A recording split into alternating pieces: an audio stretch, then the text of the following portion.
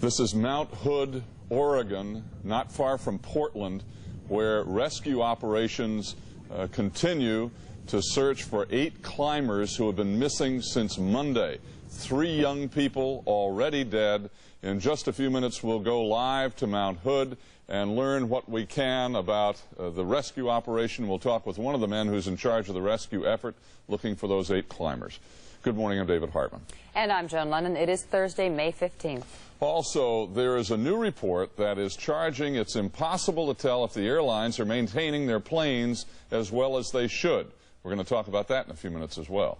Also this morning, Lucille Levin, her husband Jeremy, was a captive in Lebanon for almost a year. She is just back from Syria, and we will see what she has learned about other American hostages in Lebanon. And we will also see what's new in Julian Lennon's musical career. Then later in the hour, Michael Kane with us. First, though, a minute after 7, let's go right to Steve Bell in Washington. Hi, Steve. Morning. Morning, David. Joan. Good morning, everyone. The White House says it's reassured that Soviet leader Gorbachev has assured the world that the worst is over at the damaged Chernobyl nuclear reactor. But U.S. officials deny Gorbachev's charge that they used the accident for propaganda. And the Americans are rejecting Gorbachev's call for talks on a nuclear test ban treaty. Gorbachev also said in his speech that 9 people now have died from the accident, another 299 hospitalized. And according to an American doctor treating many of the Chernobyl victims in Moscow, the death toll will go higher. Dean Reynolds reports from Moscow. For the last 2 weeks, this hospital in Moscow has been the scene of a life-and-death struggle. It is here that Dr. Robert Gale, an American surgeon, is performing bone marrow transplants on some of the most seriously injured victims of the Chernobyl accident. His work drew special praise last night from Soviet General Secretary Gorbachev during an address to his countrymen. I'd like to mention the participation of American doctors Gale and Sarasaki in treating the injured. Today, at a news conference in Moscow, Dr. Gale broke a 2-week-long silence on the situation that the Soviets are now facing. Gale had a sober but medically realistic assessment of his patient's chances. Additional deaths are unavoidable. We hope that a substantial number of these patients will survive. Gale said the Chernobyl accident should teach the world a lesson. One conclusion which could be drawn from the events of the last 2 weeks is to demonstrate our limited ability to respond to nuclear accidents. Later in the day, Dr. Gale went to the Kremlin to personally meet Mr. Gorbachev. An official Soviet gesture meant to show that the American doctor's work was greatly appreciated. Dean Reynolds, ABC News, Moscow. Also this morning, the Soviets have expelled a U.S. diplomat accused of spying. The U.S. Embassy says military attaché Eric Seitz left the Soviet Union on Saturday. And the search resumes this morning for 8 teenage climbers still missing on Oregon's Mount Hood. 3 climbers died yesterday after being discovered by rescue crews. More from Andrea Naverson. The search intensified on snowy Mount Hood for the 8 hikers missing since Monday. A helicopter equipped with an infrared device to detect body heat scanned the slopes while ground teams searched below. Dogs were brought in to help. Late yesterday, the frozen bodies of 3 teenagers were flown to a Portland hospital where doctors struggled to revive them by warming their blood. A faint heartbeat in one of the hikers gave doctors hope. But by late yesterday, life-saving efforts had failed and all 3 had been declared dead. In all, 10 students and 3 advisors had become stranded near the summit by a blinding snowstorm. With winds of up to 60 miles an hour, visibility less than 2 feet. We couldn't see anything. There was no distinction between like the sky and the snow. It was just like all one white blur. 17-year-old Molly Shula and a guide managed to hike to safety, leaving the others behind in a snow cave to wait out the storm. And worried parents and classmates waited, too, for word of the 8 still missing on Mount Hood. Andrea Naverson, ABC News. In a few minutes, David will be talking with the man heading up the rescue effort on Mount Hood.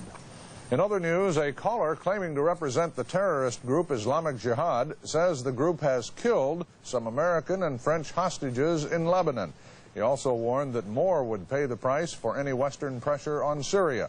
However, there's no confirmation that any hostages actually have been killed. Secretary of State George Shultz says the threat of war between Syria and Israel is very real, calling it a highly tense situation. Schultz says the U.S. has urged both sides to exercise restraint. The leader of one of the Nicaraguan rebel groups, Eden Pastora, is giving up the fight and seeking political asylum in Costa Rica. Earlier this week, Pastora was excluded from a major alliance of Contra groups encouraged by the U.S. And there's an unusual battle taking place on Wall Street. Stephen Ogg with details in this morning's economic report. Good morning. Here's a new twist in a takeover fight in the computer business. Directors at Sperry Corporation have urged their stockholders to reject a $70 a share buyout from the Burroughs Corporation. At the same time, they've offered to buy back about half their own company stock for a higher price, $80 a share. But there's a catch. Sperry's own higher-priced offer does not take effect unless Burroughs buys more than half the company at the lower price. So if Burroughs does get control of Sperry, it might find itself having to buy back the rest of the company for more money. Apparently, Sperry just trying to find a better offer. On Wall Street, a confused market. The Dow opens about 23 points higher today because of computer-generated buying. The rest of the market was mixed. Oh, a reminder from the Internal Revenue Service. If you refinanced your home mortgage loan, you're not allowed to deduct from your taxes all of the points you may have paid in a single year. You must deduct them over the life of the mortgage. You can deduct all the points in 1 year only if your loan is made to buy a home or make major improvements, not for refinancing. Finally, the Waterford Glass Group, the famous Irish firm that makes Waterford Crystal, is going to make its first public stock offering in the United States, probably about $20 a share. Papers just filed with the Securities and Exchange Commission, so it could be a while yet. Waterford had sales last year of $357 million and profits of $41 million. Still, before you buy any Waterford stock, it's a good idea to read the prospectus. Make sure everything is crystal clear. That's the economy this morning. Thank you, Stephen. Checking the foreign currency markets, the dollar closed down today against the Japanese yen. In Europe, the dollar opened down against the West German mark, the French franc, and the British pound. In London, the morning gold fix up 40 cents an ounce from yesterday's close in New York. Kathleen Sullivan now with a look at some of today's news upcoming. Kathleen? Steve, checking the calendar today, U.S. and Soviet officials resume negotiations today in Vienna at the Mutual and Balanced Forces Reduction talks. The talks are aimed at reducing non-nuclear forces in Western Europe. The TWA plane that was damaged by a bomb while flying over Greece is being flown back to the United States. 4 people died in that explosion. And the National Father of the Year Awards are handed out today in New York City. Previous winners include Reverend Billy Graham, Jack Nicklaus, and George Will. There will be a complete wrap-up of today's events on ABC's World News Tonight with Peter Jennings, and this evening on ABC's 2020, a look at the logistics behind Hands Across America, beginning at 10 o'clock Eastern Time. Thank you, Kathleen. That's our news at 7. Joan? Thank you, Stephen. Right now to 7 minutes after 7, and that's time for the weather and for Dave Murray. Problems out in Texas, Oklahoma, and Arkansas overnight. Big thunderstorms. Springtime, you expected 100-mile-per-hour winds in Oklahoma, golf ball, baseball-size hail. Storms are dying down a little bit, but a lot of severe weather in the plains and the Midwest today. The jet stream has changed very little in the last 24 hours. A cool dip out in the Pacific Northwest and a big moisture surge off the Pacific and riding up out of the Gulf of Mexico. That's helping to pull together a potent storm system over the nation. Midsection. Clouds, showers, strong thunderstorms. The severe weather will be rumbling from Arkansas, pushing up into the Ohio Valley today. The southeast, a very warm, humid, sticky day. The northeast will see a couple of showers. Out west, you look great, though some clouds will be on the increase over Washington State by tonight. Temperatures, the cool spot, the northern Rockies, some more 50s for you. The hot spots, 90s from the desert southwest, bubbling into West Texas. Everyone else will be in spring, 60s, 70s, and 80s. That's a look at our national weather. Now, here's what you can expect. This is meteorologist Lenny Giuliano. For today, we'll have sunny skies, highs 70 to 75 inland, 65 to 70 along the coast. Tonight, increasing cloudiness, lows 50 to 55. And for tomorrow, partly to mostly cloudy, chance of few showers, highs 68 to 72. More on the nation's weather coming up in about 30 minutes. David? Thank you, Dave. 9 minutes after 7. 3 teenagers are dead. A group of their friends is still missing on Mount Hood near Portland, Oregon. 2 teachers also in the group of these missing mountain climbers. The snowstorm that trapped the hikers on the mountain has made the rescue efforts very difficult, even treacherous at times. Rich Harder is a master sergeant with the United States Air Force 304th Aerospace Rescue and Recovery Squadron. He is chief of the rescue efforts for the Air Force, and he is joining us from Mount Hood right now, where it's still dark, by the way. Hi, Sergeant. Good morning. Good morning. How are you? Fine, thank you, Sergeant. If they're missing since Monday, how optimistic or hopeful can you be that you're going to find anyone alive? Over the years, we've had the opportunity to have have people hike out 2 or 3 days later, and we're just hoping that they are down in the tree lines maybe, and we might run into them. If not, they're up around 10,500 feet still in a cave somewhere. All right, now where are you located right now physically? Where is your base camp? Okay, we're at 6,000 feet on the south side of Mount Hood, where on the other side of this building we can see the whole entire mountain. Right, and you'll be searching specifically where, and why do you know where to go, where you're going? Well, we were able to talk to the 2 individuals that hiked out and piece by piece put this adventure together, and we kind of narrowed it down to some probabilities where we feel that they are. And today we're going to concentrate our efforts around the 10,500 foot elevation on the Hog's Back of the mountain, and maybe work down into the tree lines too. All right, now what ideas do you have, if any, about where they might be, and what, you know, whether they're in a cave, they're buried in the snow, they're hiding in trees? Do you have any idea? Well, the 2 individuals that hiked out said all the companions were still in the cave, but yesterday we did find 3 individuals that were out onto the glacier, and we feel these 3 individuals might have tried to go back and get some help, and hopefully they're up higher than where we found the 3 individuals already. Can you describe to us the condition those 3 were in? We know they have all died since, but what condition were they in when you found them? Well, the conditions what they were in is it was extremely cold. We were climbing up the next morning, and it was 50 to 60 mile-an-hour winds and a blinding snowstorm. We couldn't even see when we were trying to rescue them 2 to 3 feet in front of the climber in front of us. So it was extremely adverse conditions for this time of year up here. How surprised were you that doctors did find a heartbeat in one of the young people, even though he later died? Well, here in the Northwest, we're doing a lot of innovative things in mountain medicine, and I was involved in a rescue approximately a month ago, and we were able to save an individual's life. Normally with medications that you don't use this treatment, they would have, this individual passed away. So the hospitals here in Portland do a really good job, and we're really happy that they did get a heartbeat, and just wish things would have worked out better. How did the 2 people explain that 2 of them came down the mountain, but the others did not come down? Any idea why everybody didn't try to get down? With the reports that we were getting, that a lot of the people that were in the snow cave were hypothermic and shivering, and so these were the 2 strongest people, one of the leaders and this young girl, and they just hiked out in the blinding snowstorm down the gully all the way down to the highway, which probably took them a couple of hours more to get down there. Any information at all from the infrared sensors we're told you're using?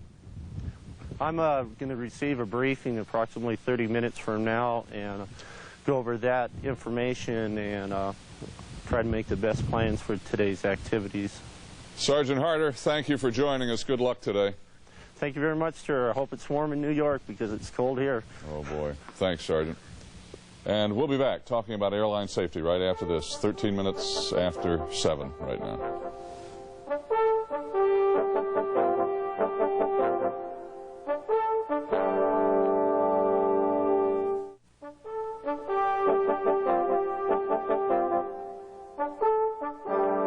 7:16 right now. In hearings on Capitol Hill this week, new questions are being raised about airline safety. Witnesses are giving some glimpses of a new GAO, Government Accounting Office report, that criticizes the Federal Aviation Administration's airline inspection program. Congressman Norman Mineta is chairman of the House Aviation Subcommittee. He's with Steve Bell down in Washington. And John Nance is joining us.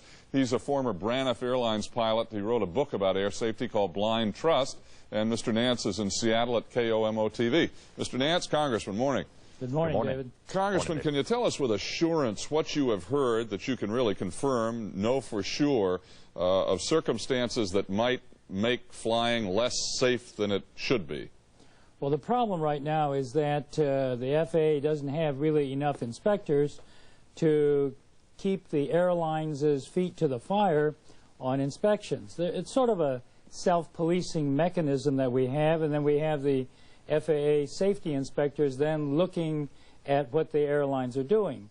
And because there aren't enough personnel out there, we just don't have the assurance about making sure that a certain modicum of safety is there. And that's why I think you've seen the American Airlines fined for $1.5 million, Eastern Airlines for $9.5 million, Continental Airlines for some $500,000, and others that you'll probably continue to see coming out, because we're using the trying to get the FAA to use the enforcement mechanism that they have to be able to impress upon the airlines the need to keep their maintenance up. But now you've got Congressman GAO report that says the FAA cannot do the job, just simply isn't able to be sure that the airlines are safe. An FAA spokesman says, absolutely we're able. Who's telling the truth? Well, the thing is, I think there's been an inheritance by Admiral Engen, the present administrator, of some of the problems of the past. Plus, we have an administration that generally wants to get the government off of everybody's back, and they want to cut down spending. 1983, they cut back the inspector workforce by 25%, at a time when we had twice as many airlines since deregulation, and probably about 80% more airplanes than in 1978. And so I think the FAA recognizes the problem now. They have outlined an 18-month program, and I think it's my job and the Congress's job to make sure the FAA does what they intend to do. Congressman, to what extent, though, is it a matter of money? To what extent is it a matter of administration? So many times we say, well, you know, just don't throw money at the problem. It doesn't really solve it. Where is it? Is it money? Is it administration? Or is it both? Well, we only have, at this present time, roughly 674 commercial aviation inspectors. In fact, today we have, I believe, 21 less than we had on the 1st of October of 1985. Now, that's ridiculous to have that situation, given the fact that we have $5.5 billion of unobligated surplus in the Aviation Trust Fund. It is a case of money, and we have a high level of retirements from the workforce, and the FAA is not building that into their recruiting program. It's partly management problems within the FAA, and partly a OMB-driven squeeze the money down kind of a situation as well. Mr. Nance, is it dangerous for us to fly, given what we're listening to here? No, not dangerous. What we have here is a situation where the level of safety, though, has diminished rather significantly from what we had in 1978 when we deregulated. It's not unsafe to fly, but it's less safe than it should be. And this GAO report apparently is providing independent verification of what I said in Blind Trust and what others have been saying, that the FAA has been handed an impossible task, and they have lost control. What has to be done then, Mr. Nance, if we can be assured or want to be assured that it's as safe as it should be to get in the plane and go up? Well, certainly looking at the problems of the incapacity of the FAA as it presently exists is one of the major points. It has to be funded massively. The Congressman has pointed out some of the principal issues in exact fashion, and that is that the 500 that are supposed to be hired are not enough, and it doesn't take into account retirements, it doesn't take into account funding problems, but it's more than just the FAA, because we have a systemic problem. Even if we were able to wave a magic wand and get the FAA everything that it needs, we still have an industry now that responds more to the question of how much can I afford to spend on safety rather than how much safety is enough. That's a result of deregulation. And in fact, the overcapacity is a result of deregulation. Mr. Nance, from your own experience, what kind of problems are being created by this? The problem is that when you have airlines out there, both the established ones and the new ones, who are fighting each other and trying to survive, and the lower cost tickets are constantly eating into their revenues, they have to find places to cut costs. And personnel is not going to do it for you entirely. In other words, you can cut salaries, but you still have to cut part of the operation. The thing is, in '78, we had a level of safety that was far above the minimums that the FAA can enforce. And so there's a lot of fat there that you can diminish without becoming either unsafe or illegal. The problem is that what some people consider fat was the heart of airline safety, the redundancy that was in that system. I don't think Congress fully understood that, if at all, in 1978, and we still don't have a system that's responsive to the understanding that safety is paramount and has to be funded. Congressman, There's no question John is correct. You've got the purse string now. No, that's part of it. But the thing is that, for instance, we do have the authorization legislation in place, but it's never been, the fund has never been requested at the level it ought to be by the President, nor funded by the appropriations committees of the Senate or the House. But the problem that John mentions is correct, and that is because of the expansion of the airlines, the FAA really didn't recognize what was going on. We've gone not only with more or new airlines coming into the business, but the nature of the airline industry has changed with the hub operation. That means more takeoffs and landings. FAA didn't recognize that and changed to fit that. Congressman Mineta, John Nance, thank you, gentlemen, very much. Thank you very much. Steve? Thank you, David. 23 after almost. Julian Lennon, next half hour.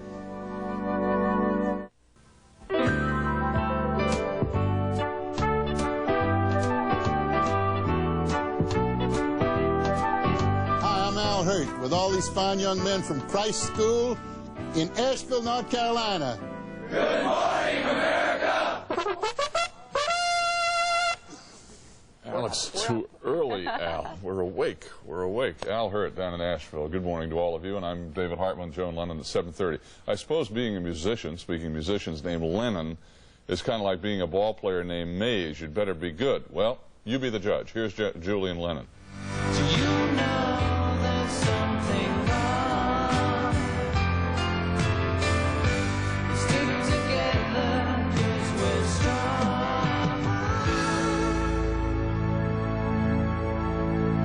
And we'll hear from Julian Lennon in just a few minutes. We are also going to meet Lucille Levin. Her husband was a hostage in Lebanon. She is very concerned with the Americans still held hostage there. She is just back from Syria, and we will talk with her. We will also continue our look at cosmetic surgery. Right now, though, it is 7:31, and Steve Bell has the news for us. Steve, good morning. Good morning, Joan. Good morning, everyone. A chilling search resumes on Oregon's Mount Hood today for 8 mountain climbers ambushed by a spring blizzard. Rescuers, assisted by helicopters with heat-sensing devices, are losing hope that the 6 teenagers and 2 adults were able to survive in snow caves. Late yesterday, the frozen bodies of 3 teenage climbers were flown to a Portland hospital where doctors failed in efforts to save them. The White House has deplored charges by Soviet leader Gorbachev that the United States has exploited the Chernobyl nuclear accident for propaganda purposes. In a television address defending Soviet handling of the disaster, Gorbachev said Soviet technicians had averted a catastrophe and that the worst is now over. Gorbachev also calling on the U.S. to join a new ban on nuclear testing. In London, Barry Dunsmore is standing by this morning. Barry, what's the European reaction to the Gorbachev address? Well, first of all, Steve, the Europeans have been very unhappy with the way the Soviets have behaved over the last almost 3 weeks. I think it could be said that they might have been somewhat reassured by some of the things he said, but as the Guardian newspaper pointed out today, he didn't even express regret or say he was sorry, and I think a lot of people will remember that. At the same time, the International Atomic Energy Agency in Vienna has welcomed the idea of greater exchanges of information about nuclear power, as have the West Germans. Interestingly, the Japanese were very cool to the idea that there might be a summit meeting in Hiroshima to discuss the question of a test ban treaty. All right, Barry, Gorbachev did propose a nuclear test ban treaty negotiation. What about the reaction to that? Well, on that particular issue, he may well have scored some important points. As it happens, there is a new report going to NATO parliamentarians. It's just out today, and it urges the United States to reconsider its opposition to a test ban treaty. I think that probably will be quite a popular point of view, certainly among Europeans. People here are very scared, very anxious about the whole question of nuclear weapons and nuclear power, and the notion of a test ban treaty is a very popular one here. Barry Dunsmore in London, thank you for joining us this morning. Also this morning, there are new threats against Western hostages held in Lebanon. A caller claiming to represent the Islamic Jihad terror group says American and French hostages will pay for Western pressures put on Syria. The caller says some hostages already have been executed. However, it's unclear if the call was legitimate. There have been others that were not. Here at home, condemned killer J. Kelly Pinkerton was executed by lethal injection in Texas early today for the mutilation murders of 2 women. The 24-year-old Pinkerton was the youngest person executed since the Supreme Court lifted a ban on capital punishment 10 years ago. There'll be a complete wrap-up of today's top events on ABC's World News Tonight with Peter Jennings, and later on ABC's 2020 at 10 o'clock Eastern Time, Carol Simpson has a behind-the-scenes report on what it will take to create a human chain from coast to coast. In sports, the Calgary Flames have earned a berth in the All-Canada Stanley Cup final, this by defeating the St. Louis Blues 2-1 last night. Backed by goaltender Mike Vernon, the Flames were able to hold off the stubborn Blues. The Flames hosting Montreal tomorrow for the beginning of the first all-Canadian final since 1967. That's news and a look at sports. David? And there's sadness among the Blues fans. Listen, we may be blue in St. Louis today, but we are proud of the Blues. Their best season ever, so we can't complain at all. And they played very well. They really did. They really did. In the competition. Not bad at all. What else? He's got, Steve, don't go away. He's got something else up his sleeve, as a matter of speaking. In a little bit. We're going to do the weather first. We're going to talk about onions. We're going to talk about onions, Steve. Wait till you hear this, Steve. Just what I wanted for breakfast. That's what I thought. Well, you might want to stick around. We'll have more on the nation's weather right after this.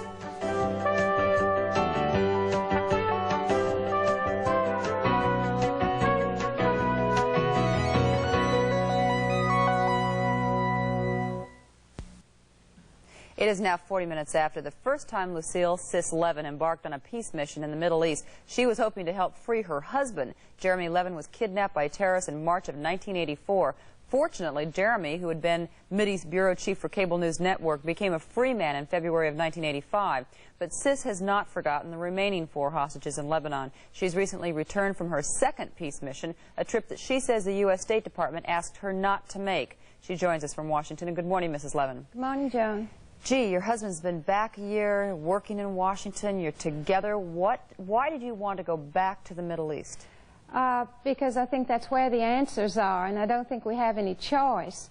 I just wish more people would go, because you can't understand the situation if you don't go. You just have to rely on secondhand information. How disappointed were you that you did not get a chance to talk to the hostages? Well, I'm always disappointed not to talk to the hostages, and most disappointed not to bring them home, but it was still important to go. I went back to keep a promise, too, because I went back to see the people who had helped me with Jerry and with Ben, and I said I'd come back, and it's very important to keep our word in these things. Your trip was funded by a group called the Mercy Corps International. You said it was a trip where women were talking to women about peace. What did you hope to accomplish? What did you think you could accomplish? Mainly to keep the dialogue open at a time when there's so much threatening rhetoric and so much tension on both sides and so much fear, escalating into violence, possibly escalating into war. We feel, an increasing number of us feel that it's important to keep talking. You did have an appointment, as I believe, to meet with the Syrian foreign minister. Yes, Mr. Shara has become my friend. I have a lot of confidence in him, plus the fact that he's an old PR man, and he is able to get concepts very well. The concept for the release of Jerry and of Ben and the others was that they are communicators. They're more valuable communicating the story than being held in a prison. You couldn't make that meeting, as I understand, because you were sick, but you were able to meet with members of the Knesset and also with the PLO. Well, now you're talking about another lap of the trip. Of course, those people, at least as far as I know, are not in Damascus. Damascus was the focus of the trip, but I'm glad you mentioned the other, because the whole picture, of course, is across the board, and we were received at the highest level by women in Israel, on the West Bank, and in Jordan. We had a beautiful meeting with Queen Noor for a couple of hours. You say that the State Department asked you not to go.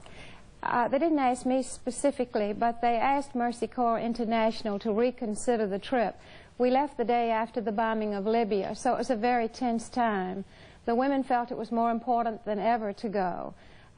Women talking to women about peace still seems to be a very important, honorable alternative. Well, Mrs. Levin, we thank you for sharing it with us this morning. Good luck. Thanks, Joan. And we'll be back in just a moment. Stay with us.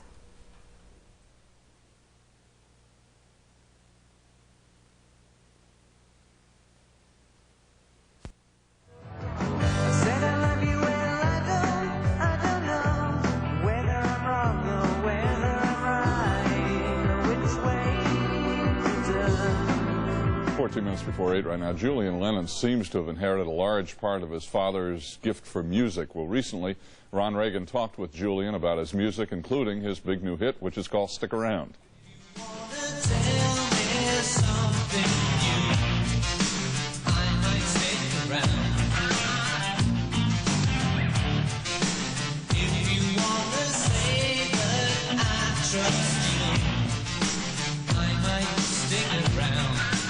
It's all a big farce, and what it really means is it's not worth messing around with everybody, because if you find someone good that can stand by you and be a companion and you can love them, then you should stick with them. You used to claim that you only wanted to be a recording engineer, but all the while, secretly, you were recording some songs and stuff yourself. What pushed you over the edge? What gave you the impetus? Well, all my friends around me in school and stuff like that were in bands, and so I used to hang out with them a lot, so I thought, well, I like this. I said, well, that's what I want to do. And just went for it. A little nervous at first? Were you scared about... Just a little nervous, yeah. Do you think you were treated any differently by people in the industry because of, the fact that you're playing? Yeah, it was difficult trying to get a deal, because I mean, just companies didn't want to be involved with the name. So I finally came across someone who was willing to listen to the music and not just the name, you know. And they took me on and gave me a chance, which was good stuff. It's true that sometimes it's easier to get your foot in the door when you have a name, but once you get there, you really do have to... Yeah, it wasn't exactly handed on a plate to me, although many people do think that, so, you know. I mean, you know, the Lennon name can only hold out for so long, you know, but there's got to be something to back it up or else it'll fall through, you know. So the music did work, you know, the stuff I wrote, thank God. John Lennon was something of a rebellious soul. Yes. What about you? Me too, but maybe I'll get round to that later if I want to, you know. I'm enjoying myself, having fun, writing about relationships and love and whatever at the time being, you know. If I want to get serious about talking about anything outside of love, then I will do when I get to it. But at the time, I want to get out there and have fun and just do good old relationships, yeah. When you went out on the first tour, it was your first time in front of a big live audience. Was that scary? Yeah, yeah, very, very scary. For the first 2 weeks, it was hell. You know, because I just didn't know what to... okay, you sing songs, right, but what else do you do? You know, so in between each song, I'd be going... And, you know, I'd be pacing back and forth, and the next song is... so, you know, so I never used to be able to get on with the audience, but I'm just starting to get into that now. Were you a nervous wreck during rehearsals? Very much so, yeah. Did you ever want to just say, forget it, pack it in, this is... Yeah, but it's... I do all the time, but I feel it's so good for me, trying to push past that pressure and everything. And in the long run, you know, it works out for me. I feel really good now, you know. When did it strike you that famous father or not, you were your own man, your own musician? Today, no. I mean, basically this whole last year has been a big thing for me, you know, because everything's been rolling along really nicely. There haven't been hardly any hitches so far. Everything's been going real good, and I'm just looking forward to the future. And tomorrow, Julian will tell us about his life with John Lennon and with Yoko Ono. It's 10 minutes before 8. We're going to be right back with more of our look at cosmetic surgery. 10 up.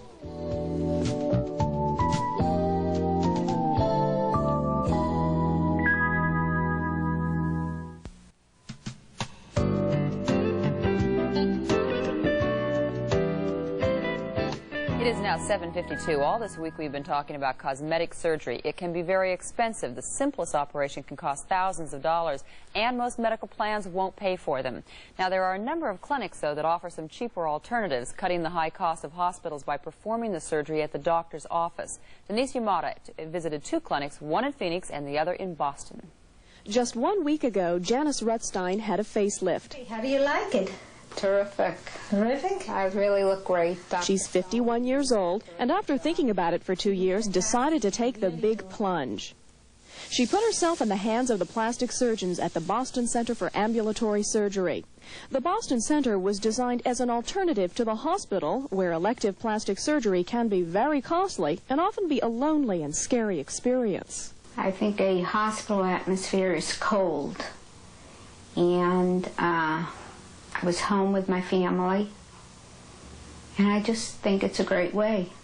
So it's basically for well people who want an aesthetic operation and who want it done in a place where there is increased privacy and sort of a freedom of motion and movement, where they don't have to feel uncomfortable about being around other sick people because they're not sick. And then there are the added bonuses of having your hair and makeup done by a professional. It's not uncommon for plastic surgery patients to suffer from mild depression after operations. Dr. Cochran finds that being pampered this way and given lessons on how to camouflage bruises helps patients emotionally and psychologically. When they leave here, they're looking relatively good. That is, that they could go shopping or to the movies or travel around in an automobile without calling attention to themselves, whereby if they didn't, they would look quite swollen in black and blue. This is the Ritz-Carlton, one of Boston's more elegant hotels on Boston's Public Garden. It's also one of the many hotels that clinic patients can use for recovery, as long as they have a friend or nurse with them. Even with pricey food and views like this, a hotel room still costs less than a night in the hospital. Paradise Valley, Arizona, just outside of Phoenix, the location of Southwest Plastic Surgeons. This beautiful desert setting is a far cry from Boston's Back Bay, and while many of the same services are offered here and at the Boston Clinic, there are some differences. Here, as in Boston, there are two main operating rooms. No skimping on the pampering here either. Body and facial massage is available and recommended, usually within 7 to 10 days after surgery. Whether in Boston or Paradise Valley, the reasons for plastic surgery are pretty much the same. Well, I've been thinking about it for a couple of years, and I finally decided it was time for me to do something for myself that I really wanted to do. A big difference at Southwest Plastic Surgeons is that patients are required to stay at the clinic after surgery. It's like being at a vacation resort, but it's a setting that promotes a quick recovery. We keep patients, whether they live across the street or across the ocean, we keep them here in the post-operative period to observe them. And we really don't make any exceptions. We feel that it's cut down considerably as far as the minor problems that we see, but still, we don't like to have them, the bruising, the bleeding. So we keep all patients here for a short period of time. It basically depends on the operation. If it's a breast or eyelids, they might stay overnight. If it's a facelift, we might keep them a little longer. In one of the rooms across from the swimming pool, we found 74-year-old Marjorie Hankins resting after surgery that morning. Well, for several years I wanted to have the muscles in my neck tightened because they were very loose and my neck looked 100 years old, and I'm not quite that old. So I was married just a month ago, and my husband and I discussed it. We decided it might be kind of a lark to do it out here and get it over with. Of course, the price of cosmetic surgery makes it more than just a lark for most of us. Tomorrow, Dr. Tim Johnson will be here to help us conclude our look at cosmetic surgery. Right now, it is 7:57. We'll be right back. Next hour, Michael Kane with us. Tomorrow, Steve Guttenberg. When we come back in a few minutes, the inside story of last year's hijacking of TWA Flight 847 from a man who lived through it. Michael Kane will be with us as well. And also we meet a kind of cute and very heroic dog of the year, and also Wolfgang Puck with a great recipe. Right back. Hope you can stay with us.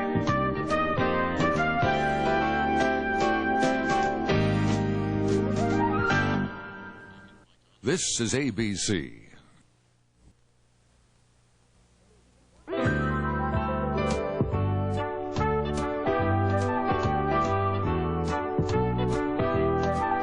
I'm Dick Buchanan, president of the Great Smoky Mountain Gatlinburg Highland Games, inviting everyone to the 5th Annual Games, Gatlinburg, Tennessee, May 16th, 17th, and 18th. Good morning, America! Dick, ladies and gentlemen, hi. Looks gorgeous there. Good morning. I'm David Hartman. And I'm Joan Lunden. It is Thursday, May 15th. It was June of last year when we all saw Captain John Testrake tell us about the passengers on his hijacked TWA plane. Captain Testrake, do you have any idea what's happened to the passengers on the aircraft? No, except we've been told that they've been taken to a safe place, that they're comfortable and being well taken care of. One of those passengers was Kurt Carlson. He will be with us in this half hour, and not all of our heroes are human. We're going to meet a four-legged one a little later. Also, Michael Kane is going to tell us how he is dealing with growing older in front of the camera. Then, if your back is just killing you, you'll want to hear what Dr. Tim Johnson has to say about back pain. And then we'll let you guess what Chef Wolfgang Puck has up his sleeve. I can tell you that it is delicious. Great recipe. All coming. First, a minute after 8, Steve Bell's got all the news down in Washington. Hi, Steve. Hi, David. Joan. Good morning, everyone. An American doctor operating on victims of the Soviet nuclear accident says the Chernobyl death toll will continue to rise. In Moscow, Dr. Robert Gale says more deaths from radiation poisoning are inevitable. In a televised speech yesterday, Soviet leader Gorbachev said 9 people now are dead, 299 hospitalized from the accident. But Gorbachev said the worst has passed at the disaster site. More from Dean Reynolds. Добрый вечер, товарищи. We were recently stricken by a disaster. The words broadcast on the evening news program were the first public comments by the Soviet leader since the Chernobyl reactor exploded almost 3 weeks ago. The Soviet leader said a steam emission at the plant caused a chemical reaction and formation of hydrogen, leading to an explosion and the subsequent release of radioactivity. For the last 2 weeks, Moscow has been the scene of a life-and-death struggle. It is here that Dr. Robert Gale, an American surgeon, is performing bone marrow transplants on some of the most seriously injured victims of the Chernobyl accident. Gale's work drew special praise last night from Soviet General Secretary Gorbachev during his address to his countrymen. I'd like to mention the participation of American doctors Gale and Sarasaki in treating the injured. Today, at a news conference in Moscow, Dr. Gale broke a 2-week-long silence on the situation that the Soviets are facing. Gale said the problems are enormous. Individuals who receive more than 8 gray of radiation are not likely to recover with supportive care alone. Later in the day, Dr. Gale went to the Kremlin to personally meet Mr. Gorbachev. An official Soviet gesture meant to show that the American doctor's work was greatly appreciated. Dean Reynolds, ABC News, Moscow. Police in Italy have arrested a man accused of selling fake videotape footage of the Chernobyl nuclear accident to ABC, NBC, and Italian television. Police say a Frenchman has admitted passing off pictures of a cement factory in Italy as the Chernobyl plant. ABC first showed those pictures Monday night and began an investigation when questions were raised. We regret having misled you. In other news, rescue workers are continuing the search for 8 mountain climbers snowbound on Oregon's Mount Hood. Late yesterday, 3 nearly frozen climbers were flown to hospitals, but all 3 have died. 2 members of the church-sponsored youth group managed to walk to safety and sound the alarm. An anonymous telephone caller in Beirut claims that an unspecified number of American and French hostages in Lebanon have been liquidated and that more will be harmed if the West continues to pressure Syria about terrorism. But the call has not been authenticated. And the Reagan administration is now backing away from accusations of Syrian complicity in recent terrorist acts. The White House now says there's no conclusive proof of a Syrian role. And Secretary of State Schultz says Syria has been helpful in the past in trying to gain the release of American hostages in Lebanon. As Charles Glass reports now, terrorism is part of the way of life in the Middle East.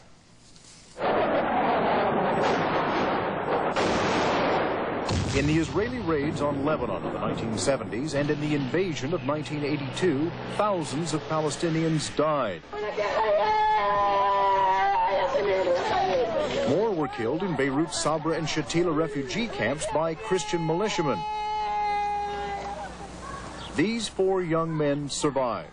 2 saw their families die in Israeli raids, 2 at Sabra and Shatila. They and others like them are now ready to die and to kill. They have nothing left to lose. They would not reveal their faces or their names because someday they may be sent to Europe to commit murder. They belong to the Al-Fatah Revolutionary Council, better known by the name of its leader, Abu Nidal. Palestinians who are thrown out of their homelands to other countries have got the right to struggle to liberate their lands. This is the group European police linked to last December's massacres at Rome and Vienna airports, the kind of large-scale terror not undertaken by PLO groups since the Munich Olympics. The PLO officially abandoned its policy of hijacking airplanes and attacking non-Israeli targets in 1974. That was just after the October 1973 Arab-Israeli war opened new possibilities for a political settlement. Arab governments are playing a role. Although the U.S. government condemns Libya for supplying Abu Nidal and similar groups with money, more important help comes from Syria.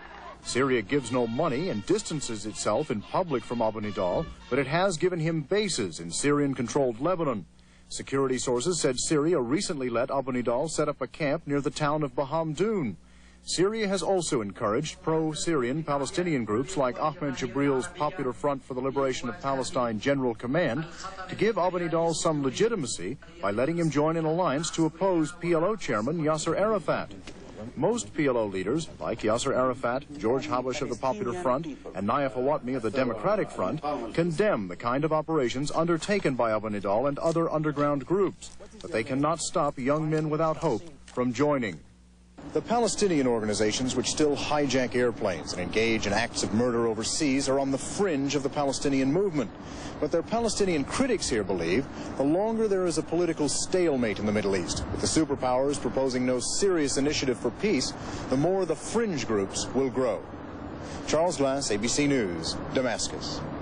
And Kathleen Sullivan now with a look at what's coming up later in today's news. Kathleen? Steve, checking the calendar today, a House committee will hold a hearing on the so-called notch in the Social Security laws that reduces benefits for 10 million elderly Americans born after 1916. About 1,000 elderly people from across the country are to demonstrate today on the Capitol Hill steps. President Reagan meets today with the Vice Premier of China.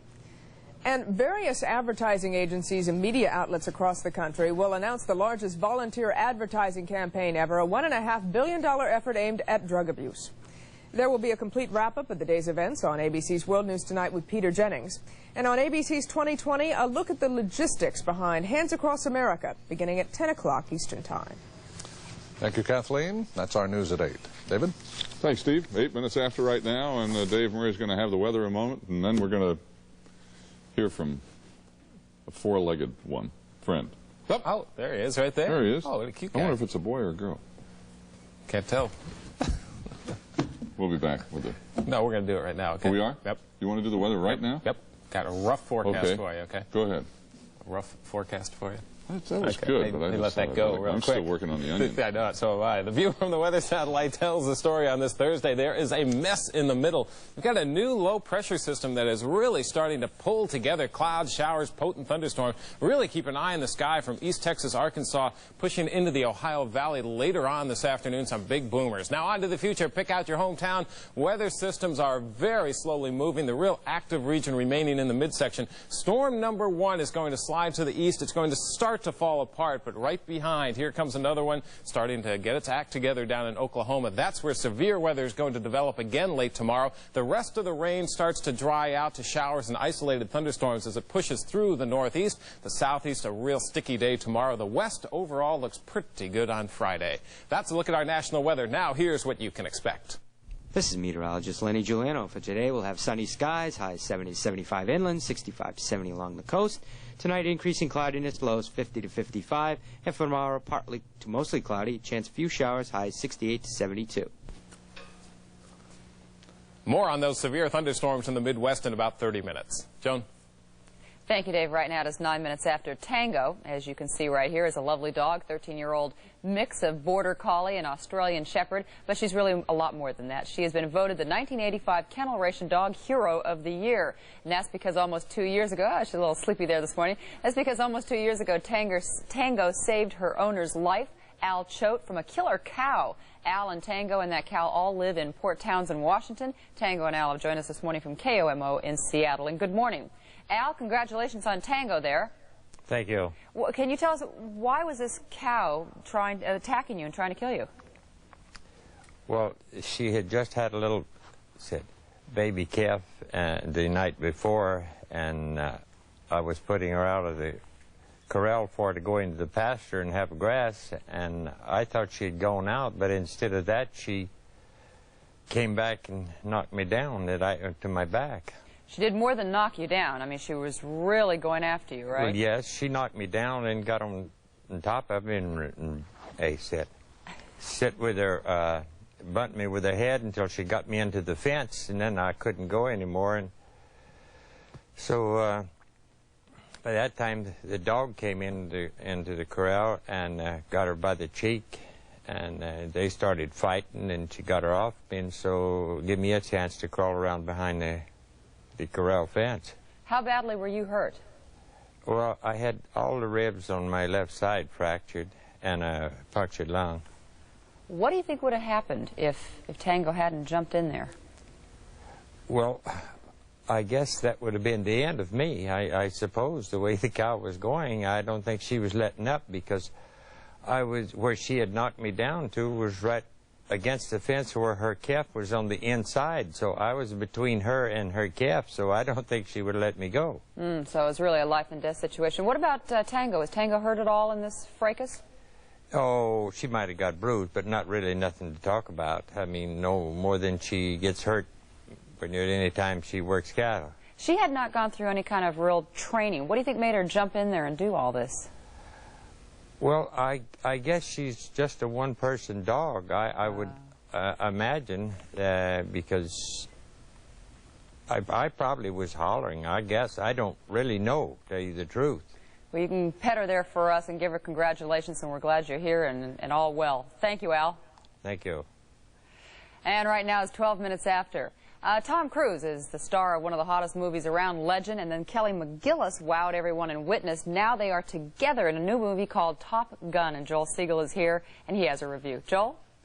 Morning, Joan. To tell you the truth, I've seen this movie a dozen times. Tom Cruise plays the cocky, seat-of-the-pants flyboy who's got to learn to fly by the rules. James Cagney played that part at least twice. So did Frankie Darro. Cruise falls for the cold-as-ice instructor played by Kelly McGillis. This is the 80s, after all. In the 40s, it was the instructor's daughter, and if it was a Warner Brothers movie, it was Ann Sheridan. If it was MGM, she was played by June Allyson. The movie is a series of cliches, but you know something? So what? It opens on the deck of an aircraft carrier, staring into the afterburner of an F-14. If you can't see this in Dolby Stereo, the sound will knock you flat. It is so exciting, instead of selling milk duds in the lobby, there ought to be a recruiting officer. Did you know the top 1% of our Navy pilots go to something called Fighter Weapons School at Miramar, just outside of San Diego? I didn't, but I'm glad they do. They call the school Top Gun, which is where Tom Cruise is, and if he learns to play by the rules, what Tom Cruise might be. And take a look at this footage. Who shot this stuff? Chuck Yeager? I hear they're putting seatbelts in the balcony at Loewy State.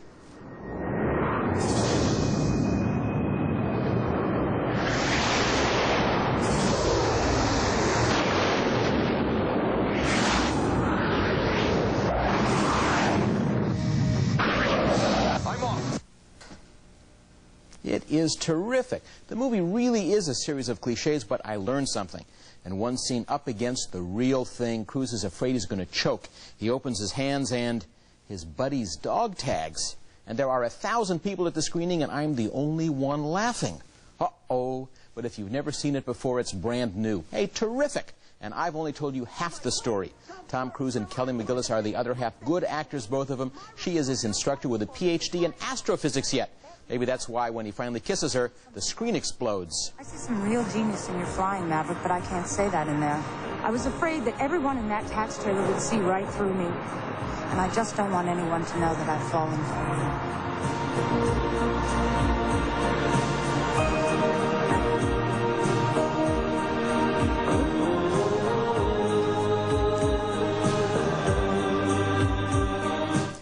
This is an old-fashioned film, updated just a little. Lot of beefcake. The guys in the movie take their shirts off. The women in the audience scream. Lot of action, technically incredible. The last 10 minutes, a dogfight, the most exciting video game you have ever played. Top Gun is top drawer, top dog, tops. Joan. All right, thank you, Joel. And right now it is a quarter after the hijacking of TWA Flight 847. What it was like for the passengers right after this.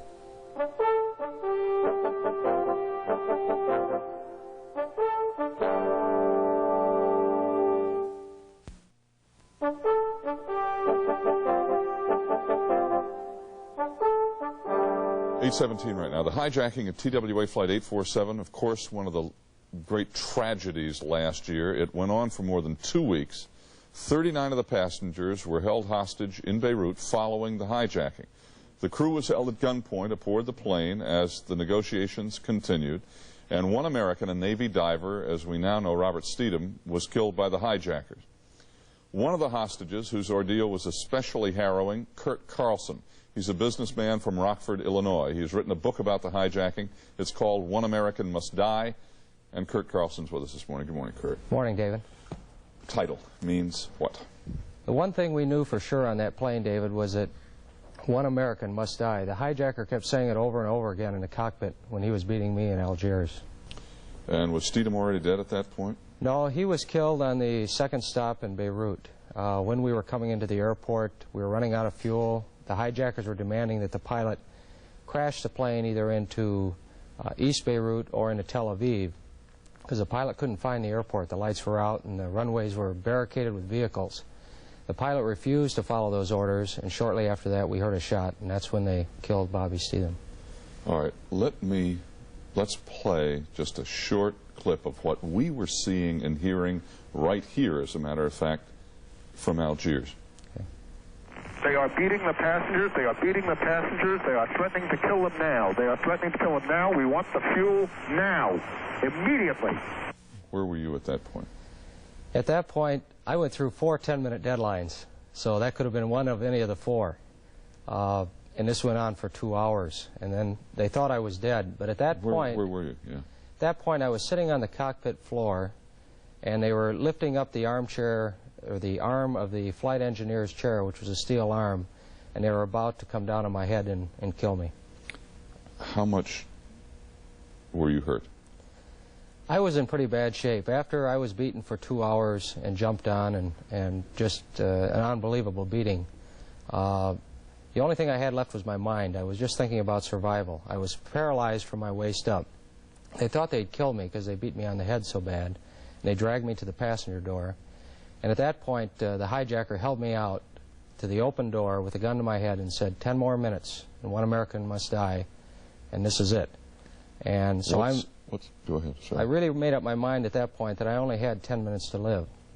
And that's when I prayed for my family and I prayed for myself. And I really, my whole life passed before me. And I learned that the only important things in life really are the people you know and your family and things you do for others. And then I lost a fear for dying, and I learned later, I passed out at that point, but I learned later from Uli Dirickson that the hijacker came back to kill me, and he thought I was already dead because he couldn't find a pulse and my body felt cold. So I lived through another deadline. What saved you? To what extent was it a fuel truck coming out? To what extent was it Uli telling the hijacker something? What happened was I came to about an hour later. And then I had some feeling in my back, so I tried to recover myself. And I tried to get my bindings loose. And of course, the knots just got tighter. So then I started blinking. I must have blinked 500 times. I got my blindfold down a bit. And then the hijacker saw me moving again, so the kicking started, and we went through another 10-minute deadline. And I was going to give it one last shot. When he went to shoot me, I was going to dive out the door. And we came to the end of the deadline. The tower wasn't responding. They picked me up. They held me at the door. Just as he got me to my knees, the pilot, John Testrak, began shouting, "I see the fuel truck coming. The fuel truck is on the runway." And he dropped me back down. It was that close. How are you now, physically, mentally, emotionally? Physically, I'm in good shape. I lost a point of vision, I think, in one eye, so I just had to get all new glasses. That was from the head beating. My back's in much better shape. I've always had a strong back, and it's coming back. Mentally, I used to be a real sound sleeper, but I wake up at night. You know, it's not so much dreams, it's just that I'm real uneasy. You know, I can't sleep. There was so much controversy about the press coverage of terrorist acts, particularly this one. What is your personal opinion about what the effects were of the press coverage? In our situation, I think the press really helped save our lives. The press put each one of our names up, and we, the 5 military being held in Beirut, were concerned that we would be left in Beirut and the others would be released. And the press, of course, made all 39 of us individuals and Americans, and that was a big help for us.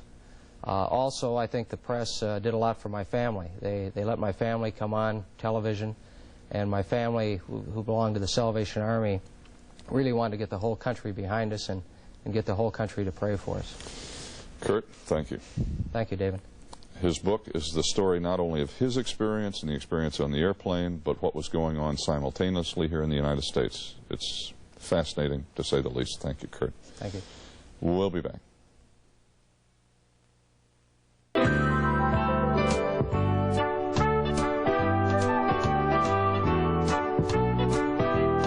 8:30, David Hartman, Joan Lunden. How often have you heard actors talk about how hard their jobs are, the tremendous effort that goes into each performance?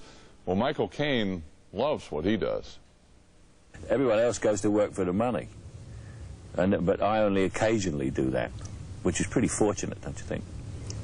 Michael Kane, he's going to tell us more about growing older and his revenge on stuffed shirt stars, if you will, and lots more in just a few minutes from Michael. Also coming up, Dr. Tim Johnson will try to help you with your aching back. And then, how does this look for dinner? That actually is just delicious, and Wolfgang Puck will show us how it's done. Right now, though, it is 8:30, and Steve Bell has the news for us. Steve? Thank you, Joan. Good morning, everyone. Rescue teams in Oregon have resumed the search for 8 mountain climbers trapped on Mount Hood by spring blizzard. Yesterday, 3 nearly frozen members of the church youth group were found and taken to Portland, but doctors were unable to save them.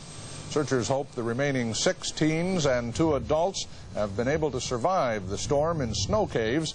The alarm was sounded by 2 members of the group who left to go for help.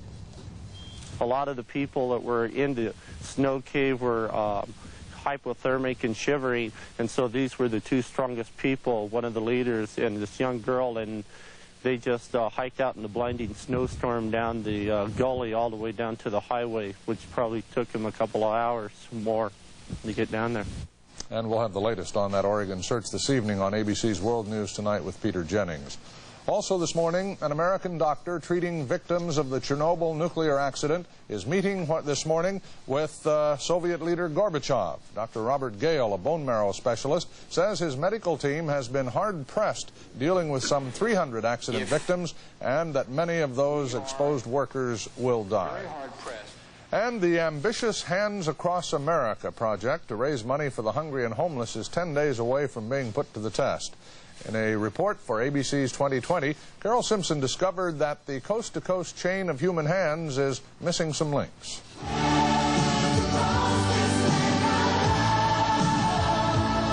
Here's what it's supposed to look like as performed almost 5 months ago by 6,000 citizens of Taft, California, aided and abetted by a sprinkling of visiting celebrities. They filmed this as a commercial to persuade you that it can be done, that it will be fun. What an audacious idea. Mobilize 6 million people 4,200 miles from coast to coast. Just 10 days from now, they'll be linking up here in Lower Manhattan. Americans touching hands through 16 states and the District of Columbia. This is the route running through big cities and small towns, 500 communities in all. But out here in the Southwest, all the careful logistical planning runs up against the harsh realities of barren and remote highways. Out here, where you can go for miles without seeing a town or a house even, it's hard to see how they can do it. If there's a break in the line, I mean, the line linking is a wonderful goal, but it's not the goal. The goal is to get Americans to stand up for the cause. To help fight hunger and homelessness, Hands Across America hopes to raise between $50 and $100 million. Carol Simpson, ABC News. And Carol's behind-the-scenes look at Walk Across America can be seen on ABC's 2020 tonight at 10 Eastern Time. Finally, a Vietnam veteran has just completed his own coast-to-coast cause. Bob Wieland arrived here in Washington yesterday after a 3.5-year walk across America on his hands. Wieland, who lost both legs to a mortar shell in Vietnam 17 years ago, raised $305,000 on his 2,784-mile walk for hunger. The final destination, the Vietnam Veterans Memorial here in Washington. There, Wieland found the name of the man he was trying to save when he was wounded. He was joined at the wall by other former members of his infantry company, including the buddy who had saved his life. And that's our news for this morning. Joan? Steve, thank you. And right now it is 34 minutes after, and that's time for the weather. And for Dave Murray, what you got? Little taste of summer from Texas to Florida today. Temperatures not real high, mainly in the 80s, but the humidity is skyrocketing down there. It's pouring right in off the Gulf, so it's going to feel a lot hotter than it really is. More on the nation's weather right after this from Nabisco Shredded Wheat.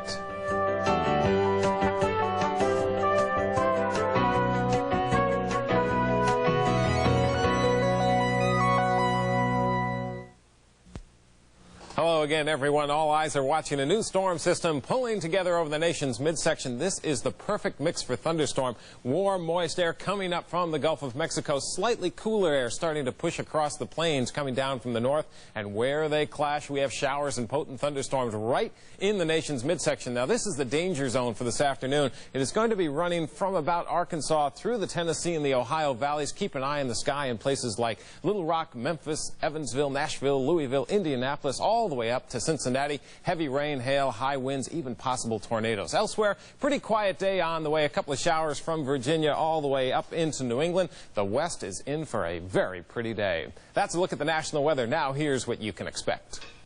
This is meteorologist Lenny Giuliano. For today, we'll have sunny skies, highs 70 to 75 inland, 65 to 70 along the coast. Tonight, increasing cloudiness, lows 50 to 55. And for tomorrow, partly to mostly cloudy, chance of few showers, highs 68 to 72. The weather from Memphis, Tennessee tomorrow. We'll see you then. Joan? All right, thank you, Dave. Right now it is 8:36. Dr. Tim Johnson and Your Aiken back right after this.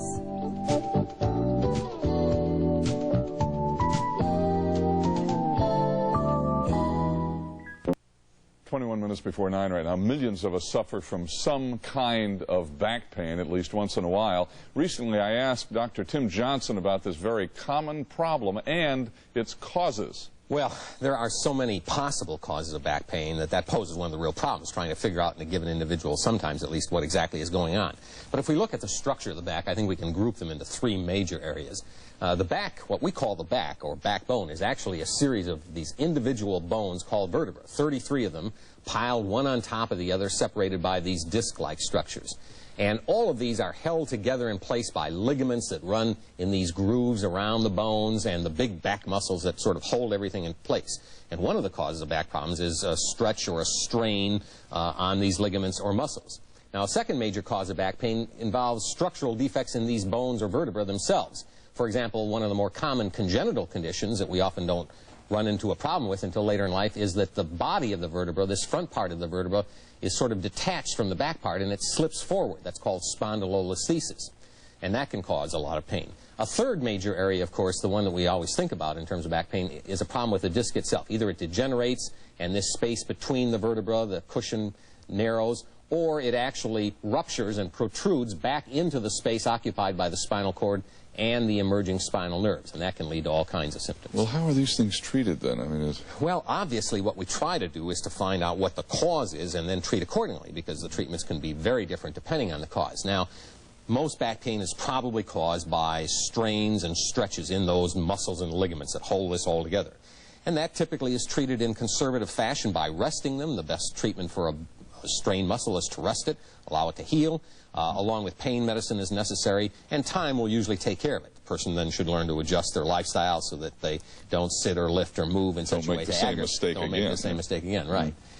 When it comes to the bone problem, that usually has to be treated with, again, exercise, posture, maybe a brace. If it's severe and the bone is markedly out of place, surgery may be necessary. Most controversial area, of course, is when we start talking about disc treatment. For years, the standard treatment was to make a big incision in the back and remove the disc, sometimes fuse the bones. More and more, we have been moving toward lesser forms of surgery, so-called microsurgery, and most recently, of course, again approved in this country, the injection of chymopapine right into the disc. In other words, if we look at the bone model again, a needle is put right into the disc. This chymopapine is injected to dissolve or shrink the disc, hopefully pulling it back in from the areas that it's pressing upon. And that's now an increasingly used treatment for disc therapy. The fact of the matter is, most people with even disc problems don't need any treatment if they're willing to wait long enough and take care of their backs. For most of it, good exercises to strengthen all of that? Well, that's a critically important point, David. I mean, I think increasingly we are trying to emphasize prevention as well as dealing with these acute back problems. And when we talk about prevention, we're talking about lifestyle changes in terms of how we sit and move and take care of our backs, and about specific exercises. For example, sit-ups are thought to be very important for most people with back problems because it strengthens those muscles in front, which is kind of the front line of defense against the sagging back. Fortunately, there are many good opportunities available today for people to learn how to take care of their back. Some excellent books available. YMCA runs some courses. So people who have back problems are increasingly learning how to take care of themselves to prevent the problem. Dr. Tim, thank you. Thank you, David. It is now 8:42. Wolfgang Puck with a great recipe for fish cooked in paper right after this. Today's good health information has been brought to you by Anacin.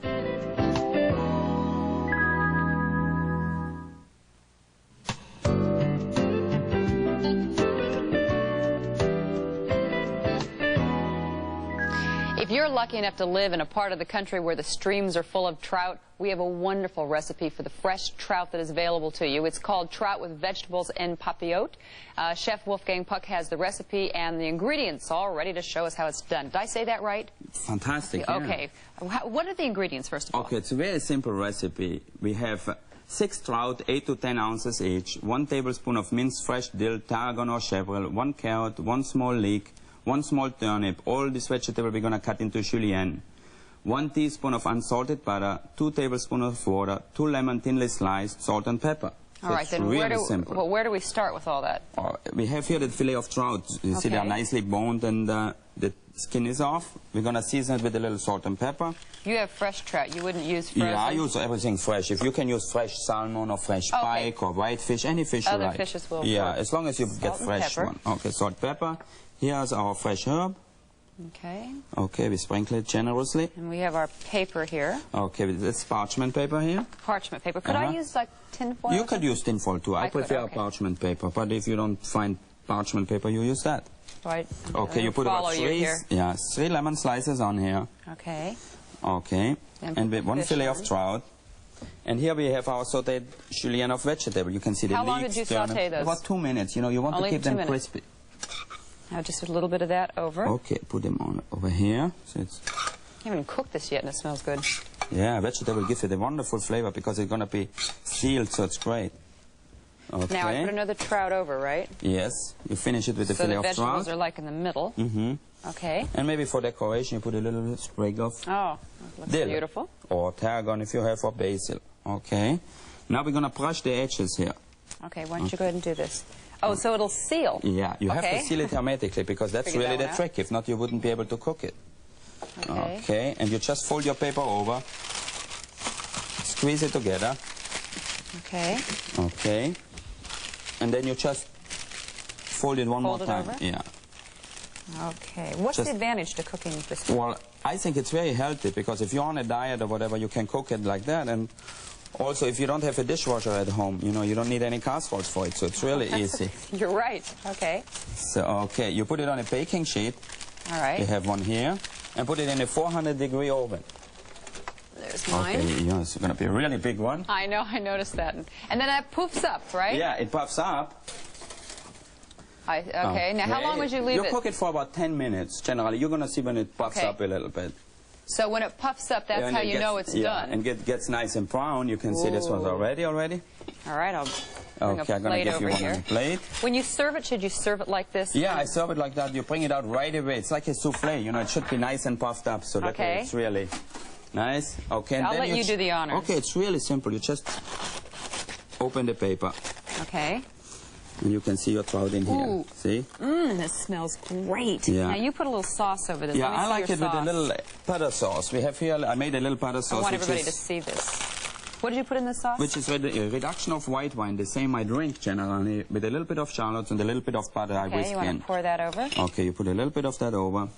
Oh, this looks like heaven here. And if you want, you can put a few pieces of Like herbs around, yeah. Okay. So it looks really nice What a and fresh. fun thing to serve, too. I mean, it would Yeah, really and it's really easy to do, you know. So I think I really like it. And the vegetable, you don't have to make vegetables on and the it's side. light Yeah. and hot. Yeah. Uh-oh, it's really hot, huh? Okay, you even could use chicken or beef for that, or veal. Good. I got You have to eat the food really hot, yeah. Are you glad after all that it was good? It's fabulous. It's also really hot when you first take it out of the oven. Yeah, That's a great idea. Normally it I steams love that. really. It's really easy to And do. it's good for you, too. Thank you very much, Wolfgang. Thank you. We'll be back. Today's recipe was brought to you by Ziploc plastic bags.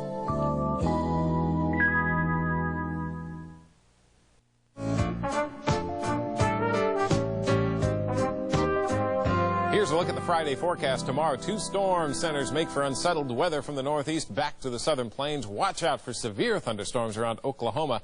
Pretty again out west. David?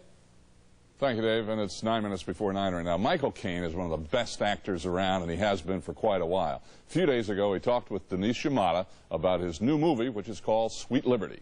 Alan Alda, who wrote and directed the picture, came to me and he said, I've written a part for you. He said, and I think it's absolutely you. And I said, what is it? He said, it's an extremely conceited big mouth film star, which is what I'm playing in. You know what my problem is? The way they smell. The perfume of their skin, it's so intoxicating. I told my wife I'd never even look at other women if only I could cut off my nose. What did she say? She said I was aiming too high. It was fun to play a guy who could do everything, anything in a picture. I mean, he drives a car like a racing driver, he flies a helicopter, and he's also a great seducer. He seduces everyone in the village where they make the movie, and so he was an enjoyable character to do, because I don't do any of those things. That's what I was just going to ask. How much is Michael Caine like the character Elliot James? I based my character on 2 movie actors I worked with when I was a small part actor. You know, and you get a really dumb, conceited star who's very awkward, you know, and they don't know that these small part actors are sitting there watching them and absolutely despising them. And I did a lot of tiny parts in movies before I became a leading man, and I feel this was my revenge on those really 2 real creeps who I work with. They're not American movie stars, British movie stars, yeah. British movie stars are strange, except for me. Elliot, I think your wife suspects something. No, not for a second. Give me your lips. I can't kiss you if you don't close your lips. You've said you've done some movies for artistic purposes, and you've admitted you've done some strictly for the money. What's the difference in the feeling when you report to work in the morning? Going to work just for the money is really what you're asking me is, what's it like to do something exactly what everyone else does in the world? Is everyone else goes to work for the money, but I only occasionally do that, which is pretty fortunate, don't you think? Absolutely. Yeah. Absolutely. And so I don't worry about it, but it's very hard work trying to make a silk purse out of a sow's ear sometimes, and also, you see, the worst scripts that nobody wants to do offer the biggest money, you know, just to get them made. I don't know why that works that way, but it does. If all of your movies had to be destroyed, except for one, which one would you want to save? Man Who Would Be King. I think that's a movie that will last. I mean, I've made some excellent movies, but you don't know whether they're going to last or not. That one, I'm sure, will last. First of all, it's based on a classic book, Kipling's, and it's made by a really classic director, John Huston. And it's also one of the finer pieces of work that Sean Connery and I have done, and it was the only time we ever worked together. We're very close friends. and you really believe in these two guys. And it's about what all Huston's films are about, hope. Always hope, no matter how long the odds, hope. And that's what people basically live on, hope. Could you envision a time when you're not doing what you're doing now? I can envision a time when I might be a director, but it's what happens is, I've found as you get older, what happens is you get better parts, really much more interesting parts. And there are clues as to when you're getting older. I got a script about a year ago, and I sent the script back because the part wasn't good enough.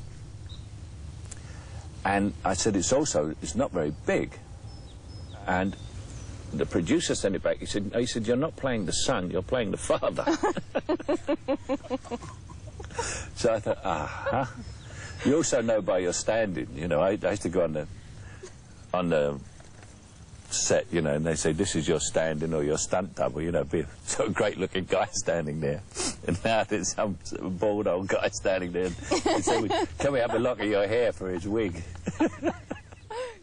Michael Kane, he is the best. We'll be right back after this, 4 minutes before 9. Tomorrow, more with Julian Lennon, and Pat George will show us what's hot in fall fashions. Tomorrow, Steve Guttenberg with us. We'll also complete our look at cosmetic surgery with Dr. Tim Johnson and one of the world's great musicians, pianists, conductors, Andre Previn with him. Also tomorrow, what's hot for fall? That's right, I said fall. Pat George will show us what the fall fashion scene looks like. Also, Julian Lennon will talk about his famous father and stepmother, and we will meet who's new at the zoo. From Columbus. From all of us here at Good Morning America, make it a good day today. Joan Lunden's wardrobe provided by Lily Rubin, South and West.